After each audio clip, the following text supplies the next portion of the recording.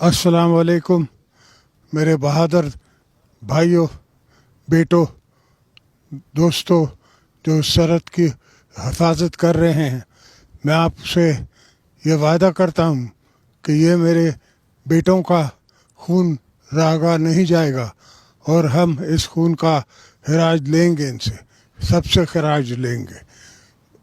पाकिस्तान ने यह तय कर लिया है कि जो भी हमारे सरहदों पे या हमारे घर में आके या हमारे मुल्क में आके जो भी टेररिज्म करेगा, हम उसका मुंह तोड़ जवाब देंगे, चाहे वो कोई भी हो, किस मुल्क से भी हो।